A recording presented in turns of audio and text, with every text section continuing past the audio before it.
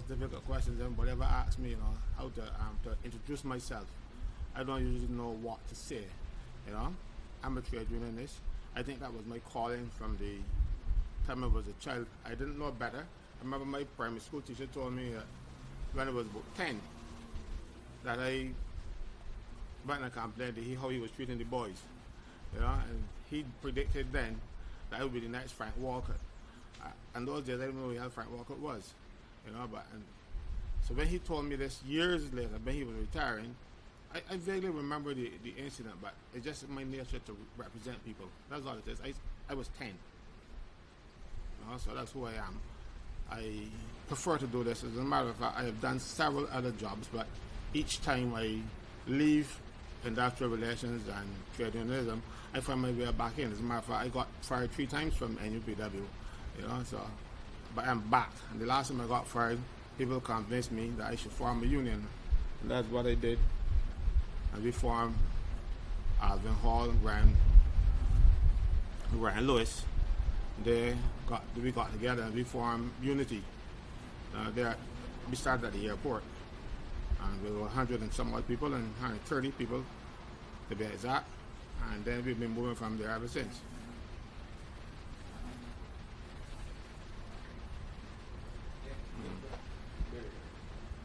Okay, so trade union, I don't want to dive into the hot topics just yet. I want you to tell me, with your years in the union and so on, what are some of the most common things that you've experienced in terms of industrial relations in Barbados?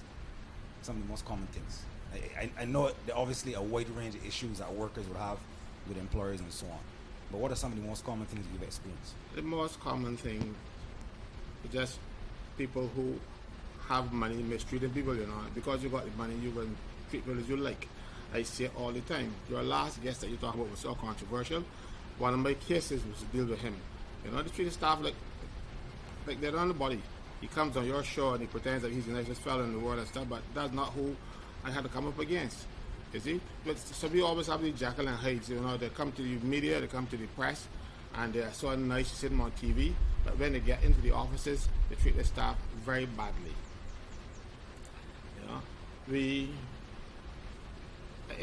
I do mostly public service, but I'm getting a lot of private sector stuff because there's a deficiency there. The main private sector union, Barbados Workers Union, everybody's crying out. All their members are crying out because of their lack of representation. This morning I was buying coconut water at Warren, and somebody drove down the car and saw me and pulled over and stopped and come and tell me they want some forms to join my union because they're not being represented by their union.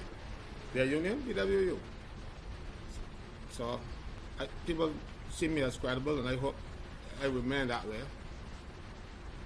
But and mind you, I'll tell you, workers are not always right, and management is not always wrong. I've had instances where I tell people at meetings that you're wrong, tell people sorry, let me live in here. Workers aren't like that, but that's who I am. If you're wrong, I go in and beg for you, man. I almost shed tears for you, but it's still wrong. You got to acknowledge that you're wrong and move on from there. And I've found that has strengthened my credibility among some employers. So when I call them, then they say, well, look, you got an issue here and you're wrong. Let me discuss it. Don't even go any further. They don't get further because they say, well, look, Caswell says so and so. I listen to him. He sounds like he's making sense. And the meeting stops. So a lot of cases I have don't end up in big fights because I don't lie to the employers. I don't mislead them. I tell you the truth. If my worker is wrong, I apologize. We apologize, and we hope for the best. And it works for me. Okay, you mentioned something interesting just now, and it's something that we're hearing a lot lately. The inactivity of the union, lack of representation, and so on. The union is in bed with the governments and so on. What are your views on the state of trade unionism in Barbados currently? And if you want to compare it to what you would have seen before to what you're seeing now, you can do that. Trade unions are dying, and they're dying because the leaders of the trade union movement in Barbados have loyalties to other people other than the workers that pay them. Case in point, the Barbados Workers Union again. Over the years, we've seen where they have been in either one camp or the other, rather than deal with workers' issues. Say what you like, Frank Walcott, when he was there, and the government had an issue with Frank Walcott used to fight for workers first, you know. And I'll give you an example. In the 1970s, when there were these not rats, I don't call them that black power, probably rats in Trinidad.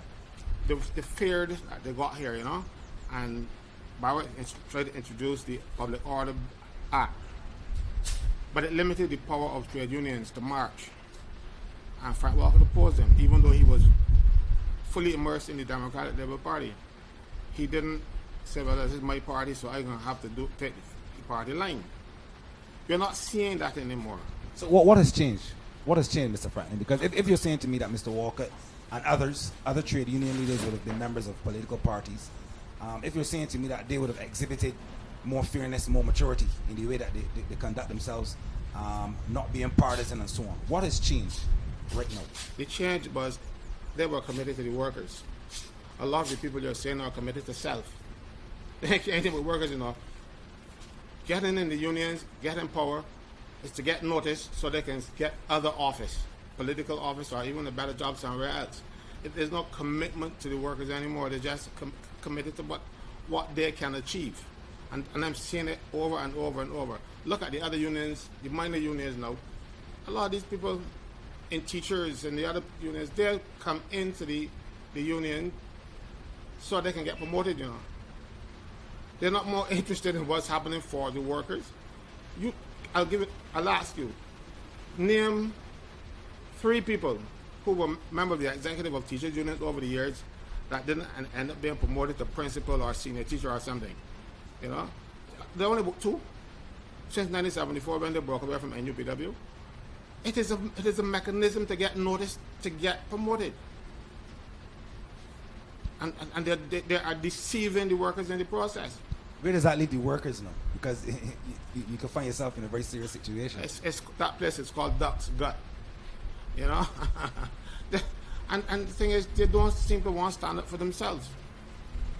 That is the issue I have with the workers. The workers want to have their issues dealt with, but they don't want to expend any energy of theirs to get it fixed. And as a result, they're losing all the time. And they're losing benefits, and they're losing service, and they're losing everything.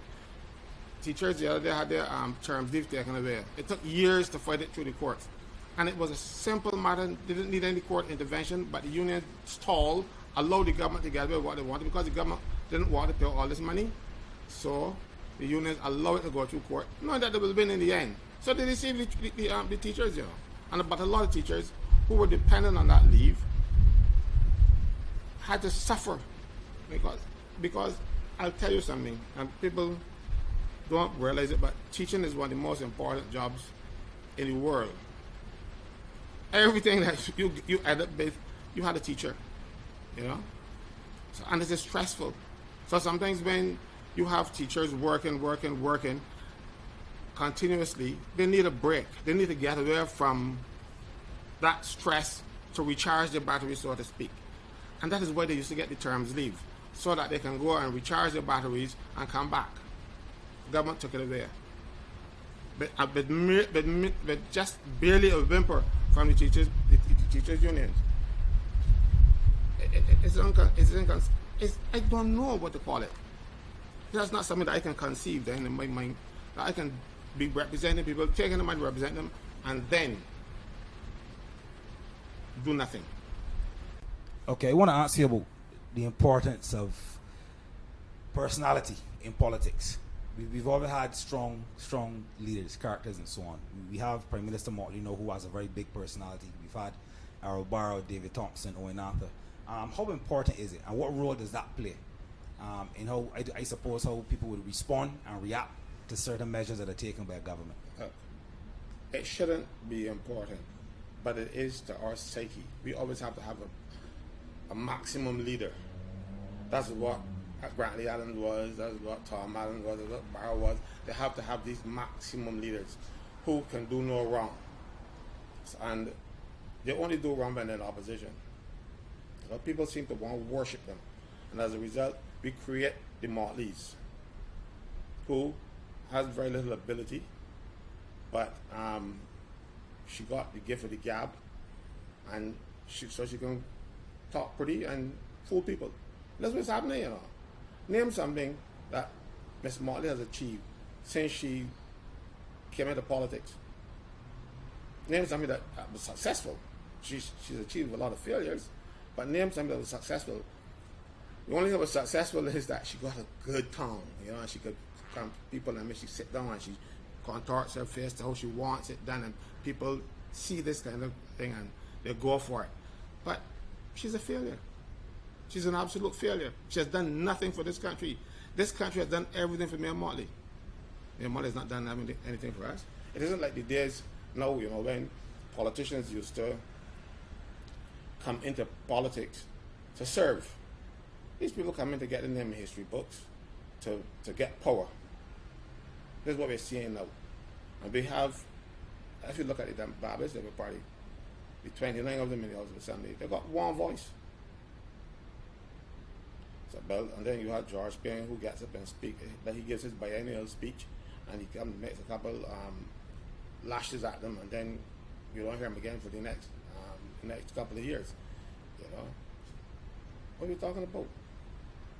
Trevor Prescott got up and he's talking about they don't have any testicles and that kind of stuff, and then he get a little job and stuff, and he testicles be trapped. You know, yeah, so we have one person in Barbados that runs everything. So okay, so let's have a real conversation, because we're faced with a situation where the current government would have won 30 love, is now 29 won. Mr. Adley would have crossed over and so on. They didn't take that power themselves, I suppose. That power was given. We live in a democratic society. Barbadians went out and they voted. So having voted 30 love, you're saying that you rejected the other party. Do you think Barbadians are feeling as though they've made a mistake? How do you assess how Barbados is being governed at this point in time? I mean, we're going to talk about COVID. I'm not talking about COVID yet. Generally speaking, how do you rate it? You know, Barbados is being bullied, and then there's a dictator at the top. You know, and people are telling you they're sorry they voted. They wouldn't vote for her. But the problem was, it's not so much that the Barbados Labour Party won all the seats, is that they then give them away. Because their performance was so poor, people like a maximum leader, and Franklyn was not a maximum leader.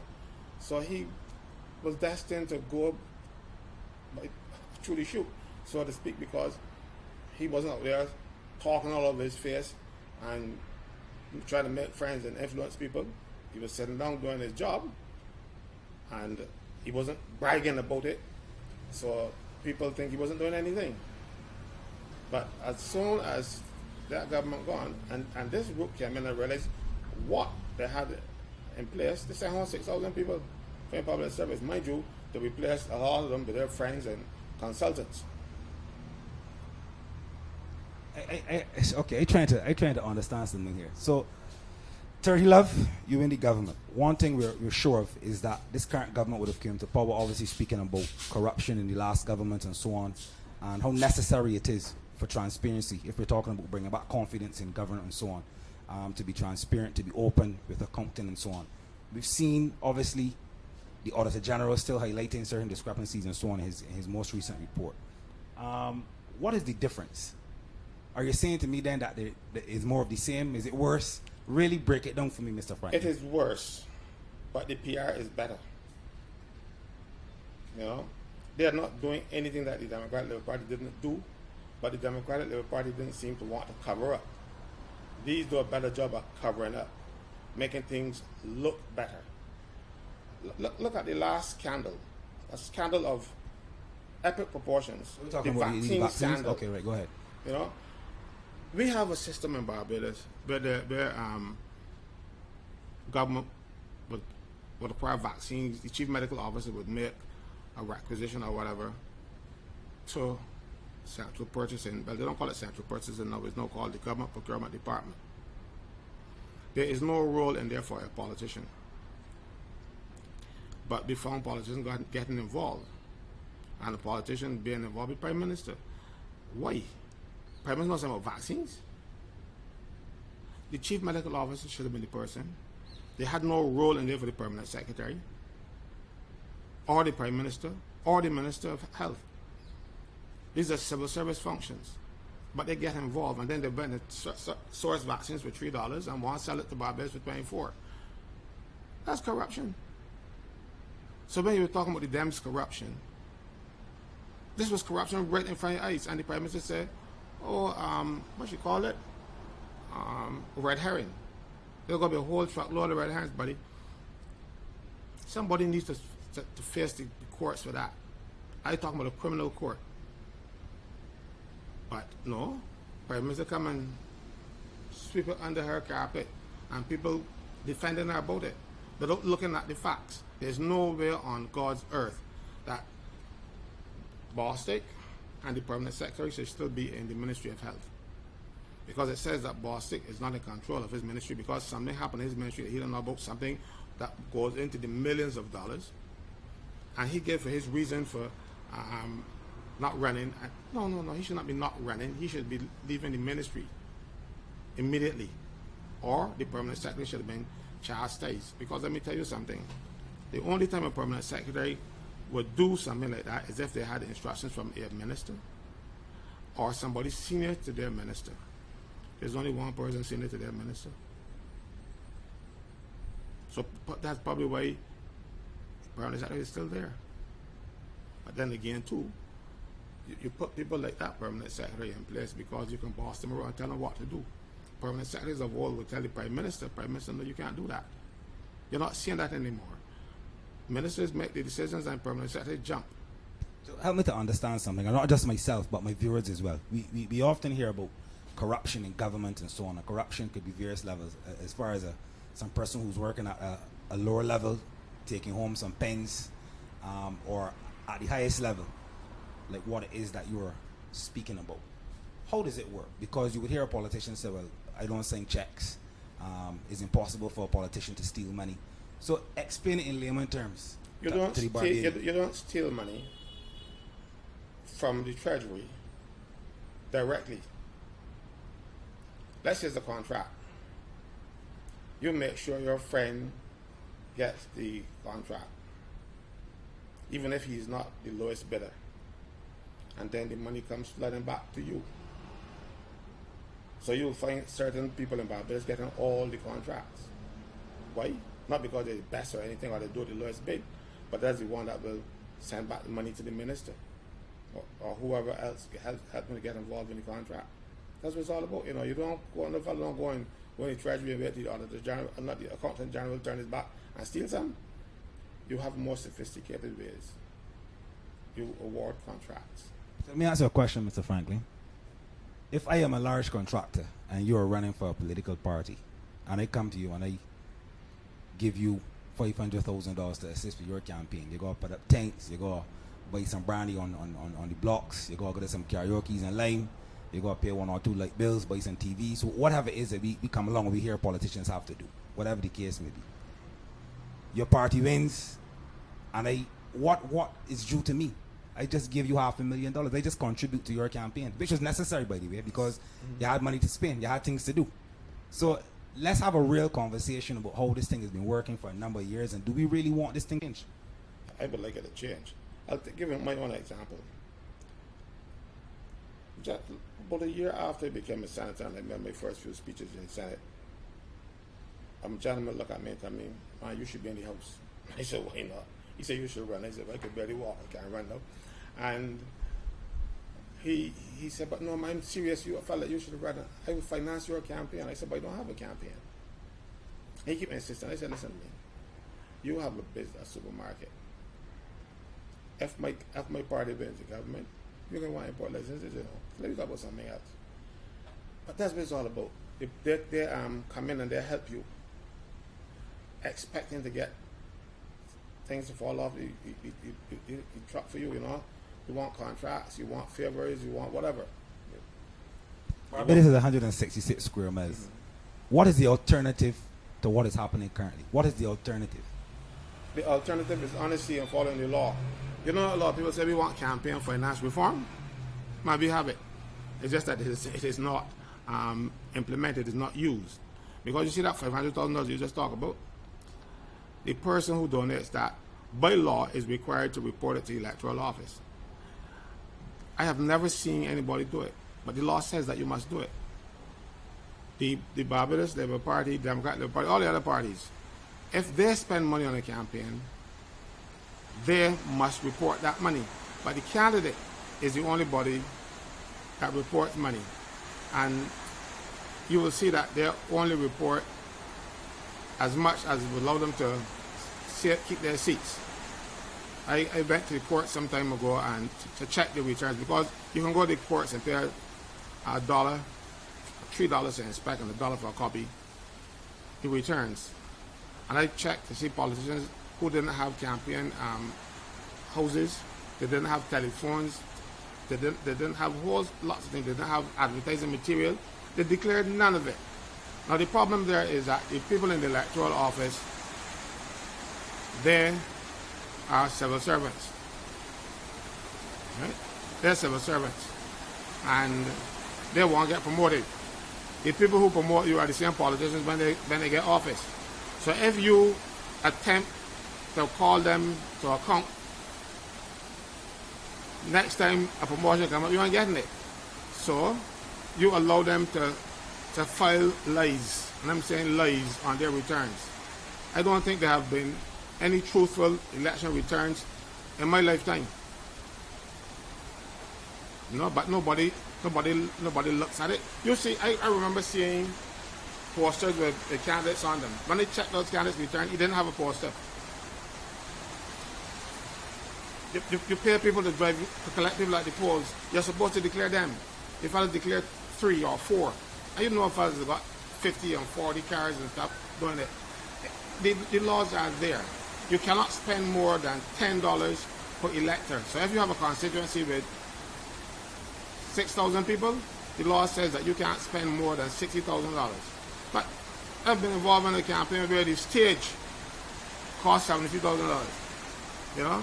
I'm talking about the stage that you get up on at night and think. There is no need for these ostentatious things. You just want to have this big show to do more incitement to the people to come and vote for you. The multimedia stuff that you have, you want to put a message. You don't need multimedia, you don't need anything to do it. You got to tell the people what you are about. Do you think the average Barbadian on the ground, the people who vote and so on, you would have had 115,000 people voting for the Barbados Labour Party, another 30,000 plus voting for the Democratic Labour Party. All of those numbers, how many people do you think want to see a change where the politician doesn't come around and pay a light bill or buy school shoes or whatever the case may be? How many people want to see this transparency and this accountability that you're talking about? That is so short-sighted and funny, you know, because I don't want school shoes. I think every 5 years I want a job. I want you to help me to be an entrepreneur. I want you to provide opportunities for me. Because, you know, they're saying, don't give a man a fish, teach him how to fish. Are we not seeing that? You have the program with the guys cleaning the side of the road and so on. That's crap. Okay, go ahead. That's absolute crap. You have young boys now giving them $500 a week to clean the road, right? And there are so many of them that if you are not careful, they're going to chop each other when they're swinging their cutlasses. They're too close together, because you want to find work for people and not even productive work, just any work, so as will vote for you down the road. And they're unfairing them, because right now they are self-employed.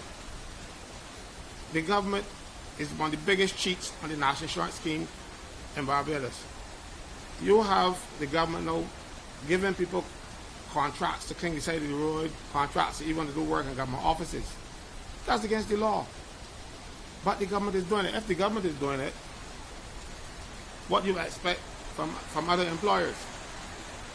And what will happen to those people down the road if one of them get injured on the job and can't work again? National insurance will cover you till you die. But if you don't pay national insurance, what happens? You become a burden on the state, or a burden on your family, or a burden on something else. People shouldn't want that, but they're not taught any better. And government is one of the biggest cheats on the national insurance. You must pay. Those people work for the government. They come in on a particular hour. They leave at a particular hour. They have supervisors. They get vacation when the time comes. They are employees. And every employee is supposed to pay national insurance. They pay a portion of their salary, and then the employer matches it to some extent. Government now is getting away from paying their portion of national insurance and telling those people that they are self-employed. But when these people go to national insurance, the national insurance people tell them, but you can't register as self-employed because you are not self-employed. So even for the ones who are forward-thinking, who try to pay the national insurance, they can't pay because national insurance is going to take it, and government of all people are doing this to its own citizens. So these are people that care. What is the recourse, or what can we do? Are you saying to me that if you have a problem with the government, you either protest, hit to the street, you wait 5 years till the next election? What is it that a public can do if it is that you see things are going wrong or you want to protest against something? What is the procedure? Look, there are other avenues other than government. Unions, for instance, they can help bring the government to heel. They got other pressure groups. You saw there this guy who organized a march and caused the Prime Minister back off. The guy, Vincent Clark? Vincent Clark, right. You know, he was just one man, and he forced government to do something because he was able to bring people along with him. He had over 2,000 people marching that day. You're saying that was organized by the people. That was not an organization, a union, a party, or anything. That's what I'm telling you. So right. If the unions don't do it, you got to find somebody that's going to come forward. He came forward, and he showed the government that no, we're not standing for this. But how many other people will do it? Barbadians are very docile. I remember Rex Nettleford saying about Barbadians. He said when the slave ships came from Africa, the first port of call was Barbados, and they took off the most docile slaves on the boat. And then they went up the island chain until they get to Haiti and Jamaica, where everybody else took off the least docile till they get to there, and then they only left the rebels in Jamaica and Haiti. And that makes sense. It seems as though Barbadians are bred from good slaves. And we tolerate it. We see nothing wrong with it. I speak up about things that are going wrong, and people curse me. Not the wrong that is happening, you know. People tell me you can hash them out sometimes. I get that kind of reaction, you know, like this demo, you know. That's a historical conversation that I'm sure my viewers would love to hear that conversation, but we're not going to have that conversation today. I want you to, before we dive into COVID and all these different things, about the workers. You're saying to me that government has found itself in a situation where they're putting workers to work, but not with what we've seen traditionally over the years. It's a contract circumstance. What I want to ask you about is something else that I've seen you talk about over a number of weeks, where we have senior employees within government who've been overlooked for certain top-level positions and so on. That has caused some people concern. What are your views on that? We've had the most recent circumstance here at the Tourism Authority with the guy from Germany, where people are asking if there are no qualified people within that organization to elevate to that post. What are your views on that? I blame the staff in that department, because he would come in there, he would type, he would speak, he would do everything. I wouldn't work with him. You just don't bring somebody from outside.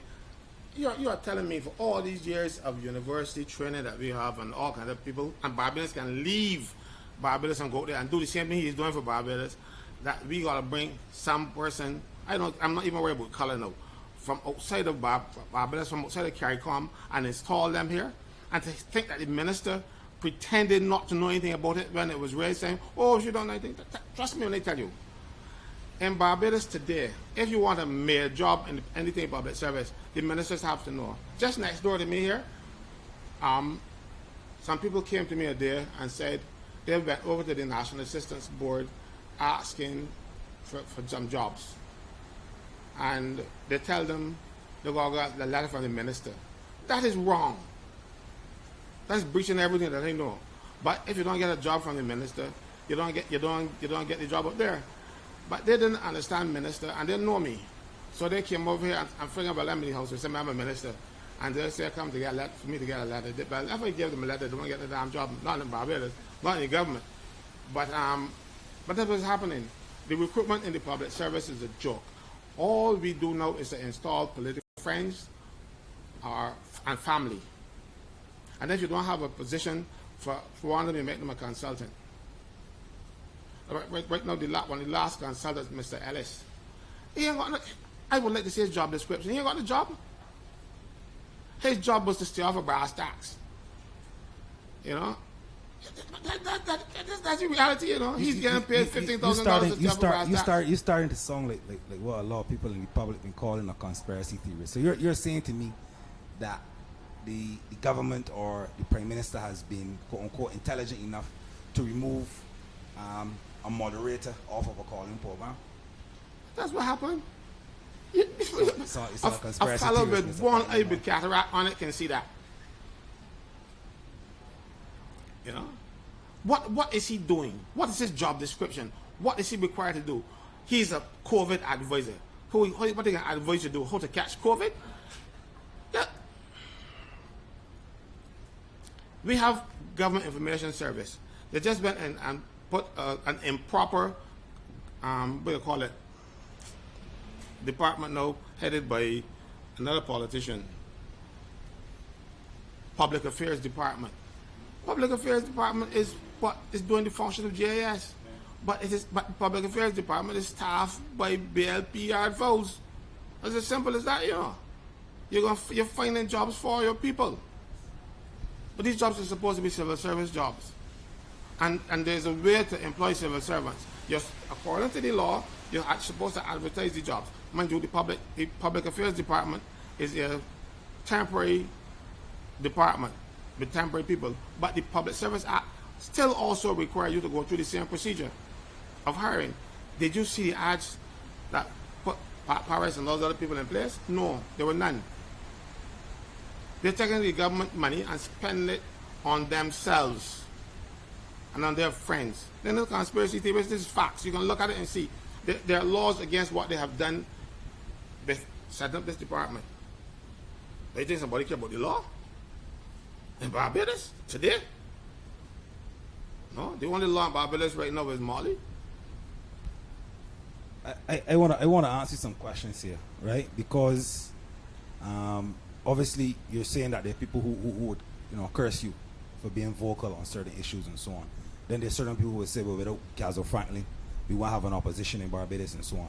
Recently, we would have heard some very strong statements, not just from the Senate, but also from, I would say, the leader of the opposition, Joseph Azali, speaking about criminal cabal and so on and corruption and these things. A quick search of the name Caswell Franklyn on Google, right? I'm going to read this for my viewers. And there are a whole set of things that you've protested about over the last few years. You have here the opposition senator, absent since last year. You have Franklyn says the prison officers are distraught. You have another article here that says, listen to the nurses. Another one here says the employer encourages staff to get inoculated, pays incentive. That's something that obviously got you a little upset. It says, Franklyn says to tackle corruption at all levels. The one that jumped out at me was the lawsuit that you brought against the government with the state of emergency and the protocols and so on, where we saw a number of people being arrested very early in COVID and so on, businesses being closed and so on. I want you to talk to me about the current state of emergency that we're in. Is it lawful? What is happening? Because obviously COVID is a serious situation. We see the numbers, we see people being hospitalized and so on. What are your views on COVID and the whole protocol situation right now? I believe that there should be some restrictions, but not restrictions made by Motley alone. That process should have been a parliamentary decision where even me as a senator would have a say. But they went and they mess with the law to give her the power by herself. So the Prime Minister now has, under a state of emergency in Barbados, now the Prime Minister can do anything. Maybe she could sentence you to death because there's no restraints on the power that she has. And I don't think we voted to make her any king or queen, as the case might be.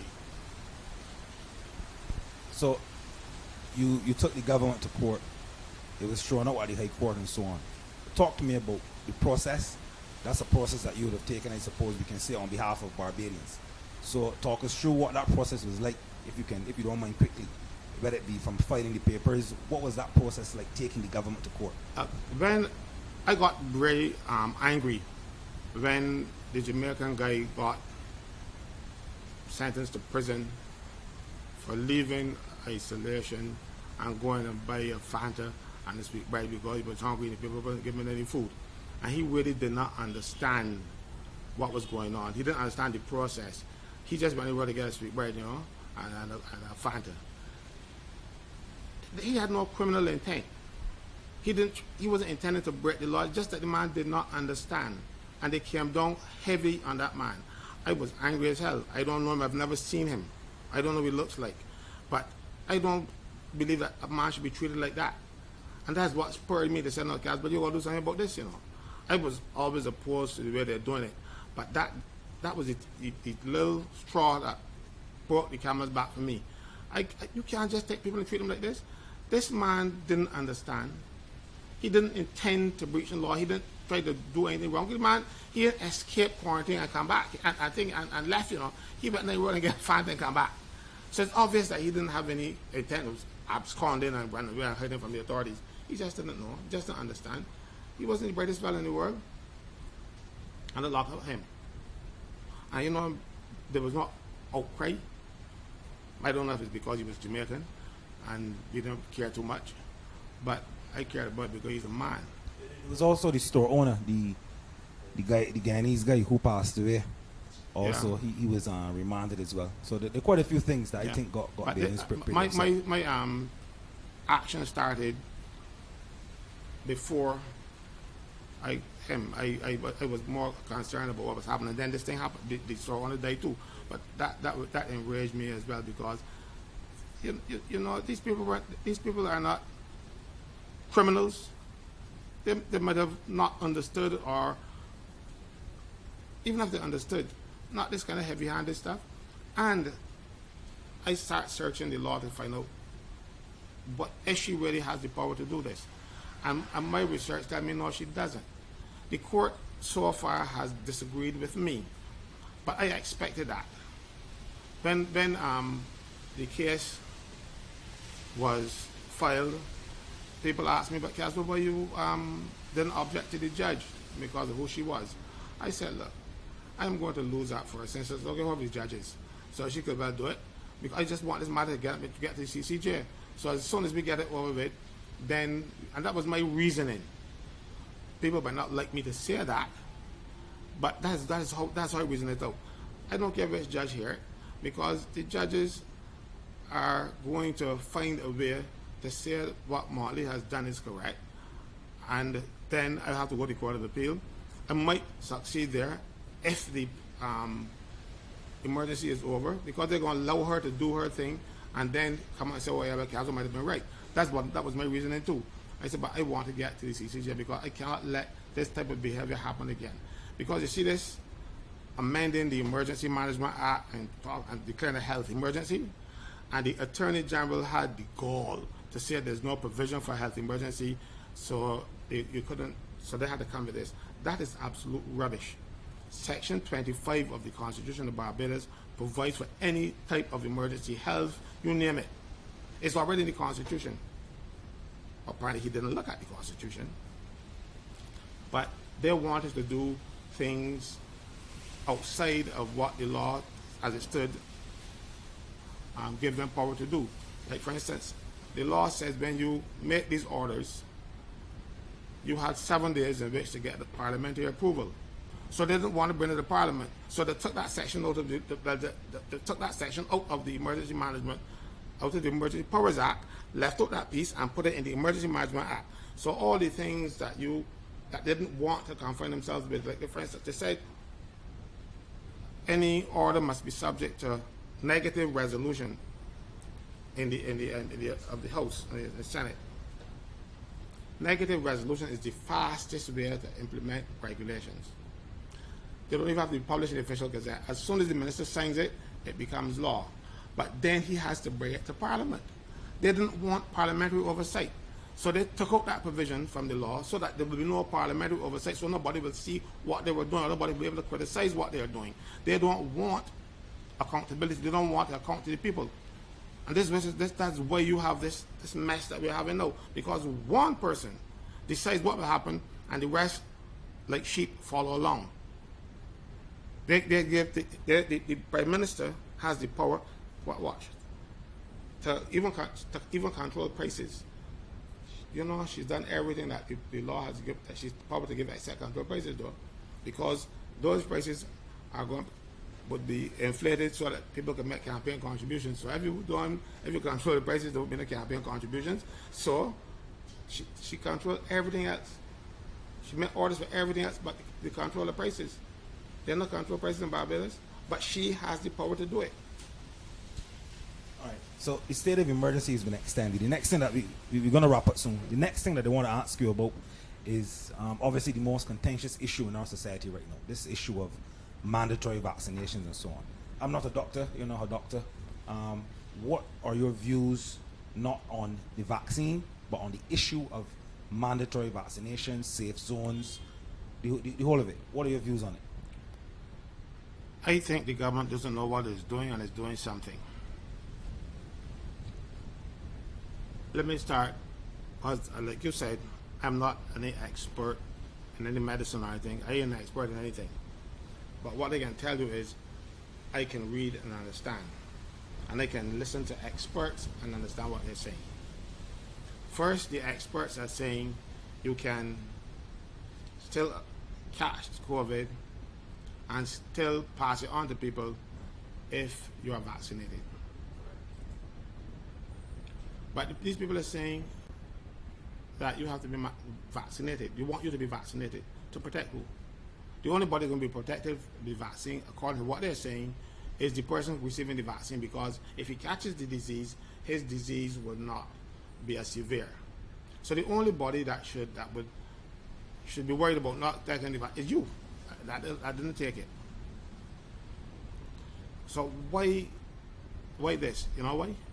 Because government has been promised money to get Barbados vaccinated so that people can study on us, because we are a closed society. We don't go across the border and come back and go to the United States, so we are here. So they want us to use it as a case study. So Barbados will get some money for it. We already got $261 million already that we don't have to pay back. So we are a case study. If you remember correctly, India gave us the first set of vaccines. Even before they were approved for emergency use or any use. When those vaccines were finally approved, they were already in Barbados, waiting for that approval. And Barbadians took that vaccine before Indians. And it's only when nobody died from the vaccine that India decided, okay, good, but they didn't get the Britons, we could take it. Then Prime Minister Modi took it after Barbadians. But it was manufactured, developed and manufactured out there, and they didn't take it. They wanted to see it work on us first. And the Prime Minister volunteered Barbados for that. She cares about somebody.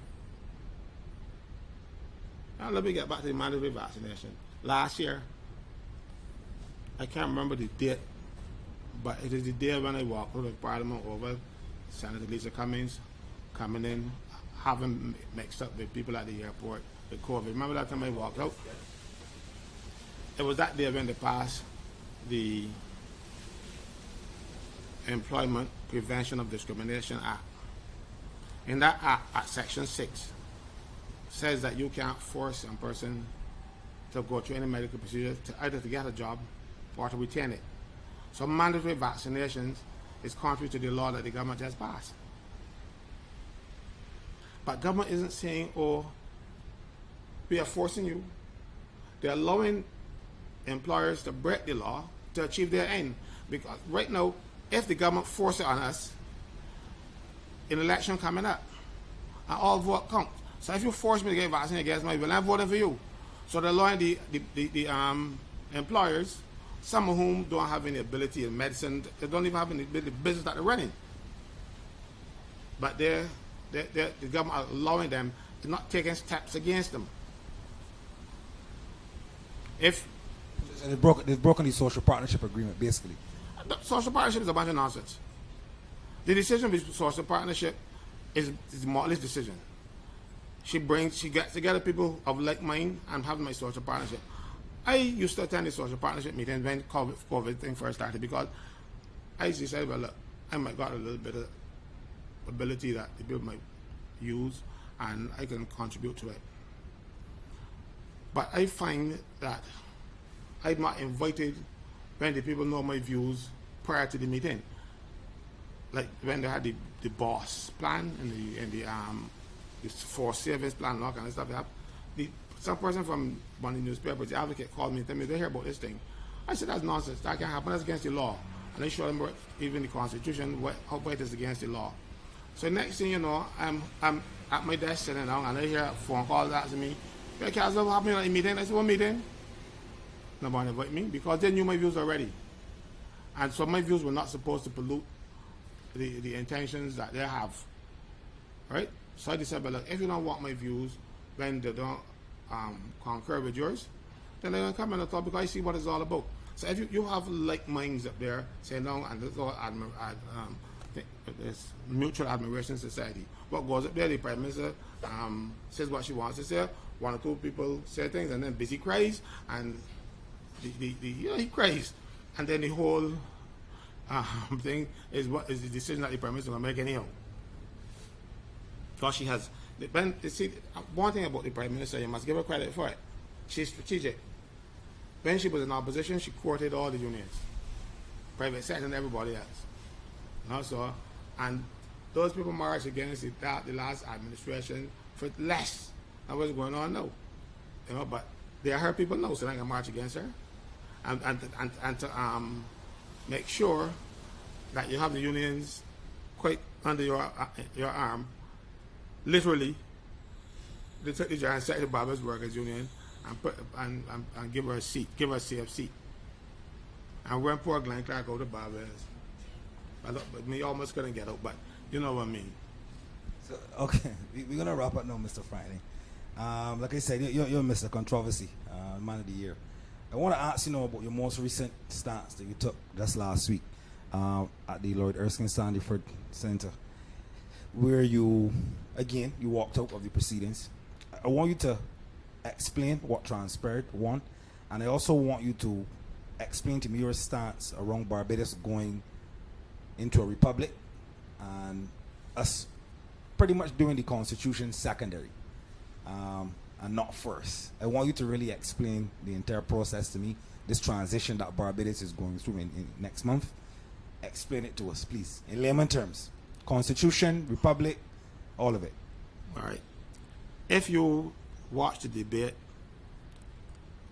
my contribution to the debate on the Constitution Amendment Bill that would set up this whole republic thing, I read a letter to the editor that I wrote in 2000 saying that we should have a republic ever since, basically. I'm all for Barbados being a republic, but I don't want this nonsense that they're doing to create this republic. A republic, when we declare a republic, instead of saying it should be a momentous thing, this should be something that just drop in there. So what we should have had is people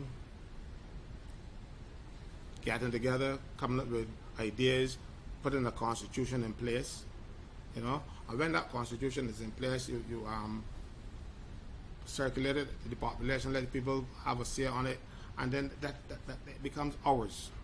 It is something that sprang from us. The Barbados Constitution that we have is an order to a British Parliament Act. It was never passed in our House of Assembly. So we should have come and said, well, look, we are taking control of our country for ourselves by bringing our own constitution. This republic status is under the same Barbados Independence Act of 1966 that was passed in the British Parliament. So we are taking our Republican status from Britain. Britain gave it to us too. That's exactly what it's all about. So why are we not focusing on the Constitution right now? Why are we not doing that then? I believe that the Prime Minister wants to have it done before she goes to elections, because you never know what can happen. Elections, you could lose. So she don't want to lose the elections and don't achieve certain things. One, to have her name go down in history as the person who brought Barbados to Republican status, and two, to help make Barbados' name over independence. Because you remember, Barrow was a vicious opponent to her grandfather. And Barrow decided, and he said that if he can't get Morley out of the city, he is going to get the city out of Morley. So when he couldn't beat Morley at the polls, he abolished local government. So we had no more mayor. That devastated the Morley family. And my view is that this is no revenge on Barrow. I can take Barrow to independence. Because you're not going to have independence and Republican status celebrated one day and one don't cancel out the other. And they believe it can be Barrow's independence getting canceled out. That's what it's all about. So, and if she doesn't get a constitutional amending majority to do that in the next election, in the next parliament, she can do it now. She can do anything she likes now because she has 29 seats. You only need 20. And then too, you need 14 in the Senate. They have 12, well 11 because the president doesn't vote. But she's already bought off Althea Wiggins, give her a job and call her something to Suriname, some special envoy thing, and she got 12 certain votes. So she only need 2 out of the other members of the Senate, the 2 from the opposition and the 7 independent senators. So she can find a way to get them. But she has taken, she even taken the Reverend and put him on some committee now too, so he can come back and repudiate the work that he's done. So she now has enough people, even if there was a rebellion, you can't be. They're pushing something and they're going to vote against it. So to lock him into that. I don't know what he's doing inside there. I don't think he was using inside when he accepted the invitation. Because he's going to have to come to the Senate. He shouldn't be having to come to the Senate and review his own work. But that's what we have. So I'm saying we should have a new Barbados in the Constitution Act that will set up our republic. We don't have to take it from the British out from the British statute. That is offensive to me. The Constitution that will set up our republic on the 30th of November is the Constitution that Queen Elizabeth gave to us in 1966. That makes sense to you? So that's one of my reasons why I'm opposed.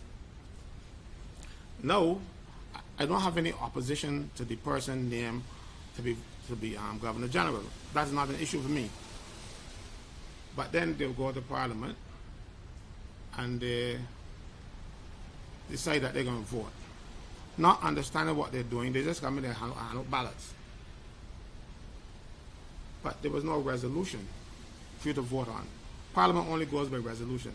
The House goes by resolution, the Senate goes by resolution. So you just don't hand out ballot papers and say, we're voting, because what was the resolution?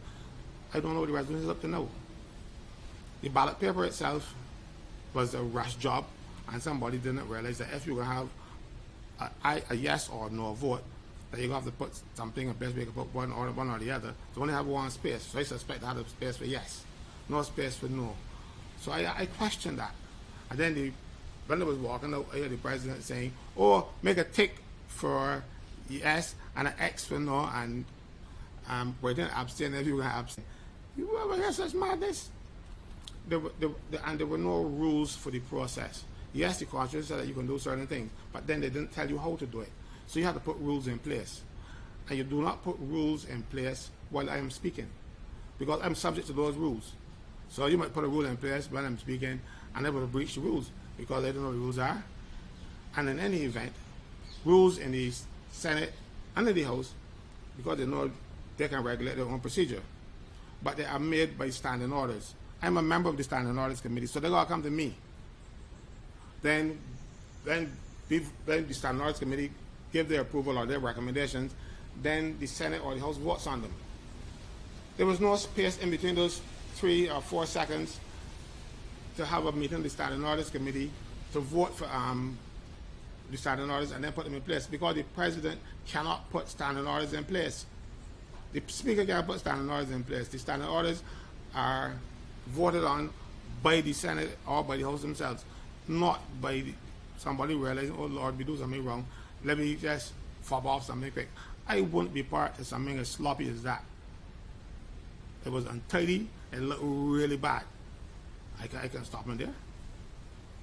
We're gonna close. We're gonna close shortly. I'm really not even sure. There are quite a few questions that I had for you, but you touch on a number of things. You mentioned Frandell's show earlier, and I wanted to jump in at that point, but instead we wait until the end. He would have been obviously an interesting character. People said the former prime minister didn't speak and so on. 2 things that I do recall him saying was when the different international agencies were downgrading Barbados and so on. He said to Barbados that these institutions, they're not qualified to downgrade Barbados, but you can't downgrade Barbados. And I took that to mean obviously that in the sense that, that's paperwork, that's one thing, that's a report. But in reality, you can't downgrade the society. We can downgrade ourselves. Right. So one of the other things that he said to me, not to me, but to Barbados, this was in 2018, the last election, he mentioned something about pedigree politics. And then we also heard that from Santia Bradshaw's father quite recently in the campaign in St. George. I want you to talk about this concept, this idea of pedigree politics. What is a politician? Where must a politician come from? What kind of representation is it that the people of Barbados need? When we hear something pedigree politics, is it offensive to you? Oh Lord, it's more offensive than you can imagine. And if we tell you how offensive, you got to turn off that mic, No, speak freely. No. The words that come out wouldn't be printable or publishable. Trust me when they tell you this pedigree nonsense. We have a lot of people who came from nowhere. The Bradshaws is only one generation into any sort of status in Barbados, But they somehow to get into politics, and they got that don't make you that pedigree. You are a servant of the people. What pedigree are you talking about? On my Facebook page, when she talked about pedigree, I put up a bag of pedigree dog food, and she said she got dog food because that's all I could think of when you talk about pedigree. You see, look, and I think Barbadians encourage this nonsense. If you become the leader of a political party in Barbados, you're the greatest thing for the followers of that party. Lose office, and then you're dirt. You see what happened when Arthur in Barbados their party? When Arthur was the best thing that ever happened after creation. He left the Barbados Labour Party, and they cursed him on the platform. He wasn't great anymore. And the same people who were saying how great he was are the exact people who said how nasty he was and how bad he was and all kind of thing. Whether that was the case or not, they shouldn't fall from their mouths. Let somebody else say it. Because this was the same people were saying how great he was. So we set up people, we need to have people to look up to. So they create their own image for people to look up at them. When I raise my eyes up, I don't be looking for them. I can look across at you or down. I look up there because you're no more man than me. I always tell people, if you're more man than me, you have to show me 3 testicles. Because I only got 2. So, But they play upon simple minds to get this adulation, and they love it. They roll in it. But some of them are weak. Look at their professions. Name any of them who have been successful and I'm talking about recent politicians who have been successful politicians, successful in their professions rather. Anything that they did, they have to become politicians because there's nothing else they can do. When they go into private life, they're hanging there for 5 years hoping to get back, either to get back as an MP or to become a consultant, so they can get the scraps from the table. They don't have any ability. As I tell you earlier, in the old days, when I was a boy, and I call them old, there's no Lord. People came to politics to serve and to give. There were people who were self-made people, and they gave back. They give back to the country. They come to help the country. Now we have a whole set of people who ain't got nothing, and they're expecting to become politicians to get something, and that's where the corruption comes in, because they are trying to get, and they're not happy with the salaries they're getting, even though there's a hell of a lot more money than they were making before. Because in the last regime, we had an MP during the campaign that the marshals took up his vehicle, and the marshals had him for maintenance for each child because he was supporting his children, and the garage took up his car. He couldn't pay for them, but then next thing you know, he was able to save on his mother's account $5 million in 4 to 5 years. You really believe that out of his $15,000 that he could save $5 million in 4 years? Huh? But that's the problem. They come to see what they can get, and they're so damn corrupt about it, and they feel that nobody can do anything to them. Look, we have evidence that Don Vallinis was corrupt. You think he was the only one? No, he was not. The problem is, if the Americans didn't go after him, he would be walking around the place running for St. James South again, because we know that things happen, but we allow them to continue because their turn now might turn later. That's what it's all about. People seeking what they can get. Nobody's looking out for them. I have been offered jobs in private sector. I've offered jobs in government. They keep me away from what I do now. But they want to put a zip on this mouth. But the Almighty God is the only person who can do that. So, but they say every man going to praise. What's your price, Mr. Franklyn? Salvation. And they can't offer it. All right, I'm going to ask you one, not really a question. I'm going to give you the opportunity to speak to Barbadians, especially workers right now. Some of them who feel under pressure, feeling as though they have to make a choice to keep the livelihood and so on. So what do you say to Barbadians right now? Like I said, the state of emergency has been extended. So we're not quite through COVID as yet. There's still quite a way to go before we see the end of this thing. So speak to Barbadians for me right now, going through this period. Sometimes I do lectures in industrial relations and labor law with people. And when I go to the classroom, when I get in, I set up, I take out a box of matches. And the first person up front, I give him a match. I say, break that. And everybody looking shocked. But the fella breaks the match. Then I give them 2. And the fella breaks those 2. Then I take out a handful and put them together and I say, break them. And he can't get them broken. I said, that's your first lesson in industrial relations. When you're together, they can't break you. Barbadians need to come together against the government, against the private sector, to protect themselves, because nobody is doing it for them. It is the government and the private sector, the merchant class in particular, against the rest of us. And that's what it has been for a long time. And when the government doesn't have this kind of connection with private sector, like the last administration, what they do, they find ways to pull them down. I remember I went to represent a young lady at a workplace. She got she got dismissed, and I went to represent her. But this is a scenario when it was the march against the last administration because against the NSRL. She and the rest of the people in the workplace were given time off with pay to go to that march. So one morning while she was at work, her mother was in the hospital, and they called her to say, come to the hospital and see your mother for the last. So she rushed and she told the people, no, my mother isn't dying, I want to go to the people. Said, okay, go ahead. And she went and she was able to have a few words with her mother before she passed away. And then she didn't come work the following day. You know, she didn't get paid. She get paid for the 2 hours because she got the message about 10 o'clock. So she started working at 8. Paid for the 2 hours. The mother, then she went out to the hospital. And this is one of the same people who gave them time off to go and march against the last administration, because the private sector was intent to pull them down, because one of the best taxes that the government put in place was the NSRL. It was more equitable, but the merchants, the people who import things, had to pay it up front. So government was guaranteed of their money.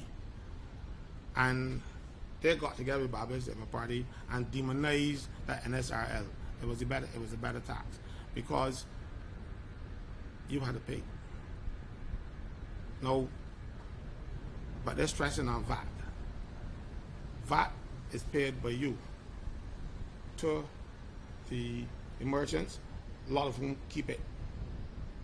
You see, you don't get 80% of the VAT that's collected, but the government was getting 100% of the NSRL, and the merchants couldn't stand that, so they had to bring on the last administration, and that's what it's all about. And to pump money illegally into the Barbados Labour Party campaign. So it is them against us. And if we don't stand up for us, we will always suffer at the hands of the politicians and the private sector. You know, look at these supermarkets and see the prices. I went to buy a box of ginger tea that was 5 something a couple months ago. I don't go to the market every month. I try to buy a few things. I went back this morning. It was $6.68. You know, same thing. And they can blame it on shipping. They can, no, they can blame it on greed, because the market, not what the market, but it's worth, but what the market could bear, what they can take out of you. So if you're willing to pay the $6, they can take it from you. If you pay 10, they can sell it for 10. Not by standard, they pay for 2. They bought it for 2. You know. And these are the people that the government care about. If you remember last year when the government amended the Severance Payment Act, I cried out. I told them what is going to happen. You're going to lose your benefits. You're not going to get any severance. And government tried to poo-poo what I said and trick the people. So some of them did not go and claim their severance pay. You had 4 weeks in which to do so. After the 4 weeks passed, and the employers, what they wanted, the 4 weeks passed, they say, well, we can come with this thing called, I'm trying to remember the name now. Anyhow, where the government will guarantee the workers, they will get 80% of your salary, and remember that? And when the 4 weeks passed and you get 80% of your salary, no, you can't get a severance pay. You can't get it. So those people who got laid off and did not get back their jobs because they were waiting on the government to come up with something for them and the employers to come up with something for them, they came up with something for themselves. And workers have suffered as a result. No severance pay, and unemployment benefits only last for 6 months. After 6 months, people are now seeing what I said to be true.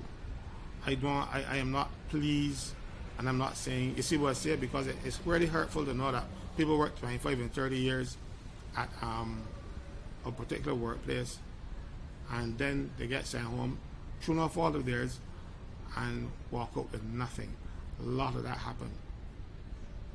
Workers need to stand up for themselves. Workers need to tell the government, thus far and no further. When you say stand up, are you talking about social unrest, or would you be more specific, Mr. No, I don't talk about social unrest. I'm talking about withdrawing your labor. I see right now there's an issue with nurses and hazard pay. You can't get more hazardous job right now than nursing. But they give it to a few nurses, and the rest decided, well, look, you want to give me I'm working? Because that's what they would do. That's what I advise them. But they are docile again, and they take whatever the government dumps on them. You go on. So what they're feeling now that they can bring more Ghanaian nurses and all kind of stuff. They brought in a lot of those people who brought in disease with them too, and nobody want to acknowledge it. They brought them in. They didn't have the qualifications, but they made them nurses anyhow because the Prime Minister can make an emergency order to qualify them to be nurses in Barbados. You know that happened? You know where this happened? The Cuban nurses And these Ghanaian nurses and stuff, they're not qualified to work in Barbados. But they're qualified because of an order made by the Prime Minister. Not qualified by experience and training and qualification, no. They're qualified by legislation. And that's what we're getting, you know. And nobody is speaking up against it. And that's one of the powers that the Prime Minister took upon herself, that she can do that. So right now, Belgian nurses are people who were trained but didn't get in, pass the regional exam, but they were trained for Barbados, but they didn't pass the exam so they can work in St. Lucia, St. Vincent, Dominica, and whatever. And because they didn't pass the exam, but they can work overseas in the other Caribbean countries, they can't become registered nurses in Barbados, but you can bring people from overseas and make an order and allow them to come and work, but you make no order for the Belgians. You think this government speak? Only speak talk. Mr. Franklyn, I really appreciate you taking the time today to really come and speak to myself and my viewers. All the best to you. Thanks a lot for your time. You're most welcome.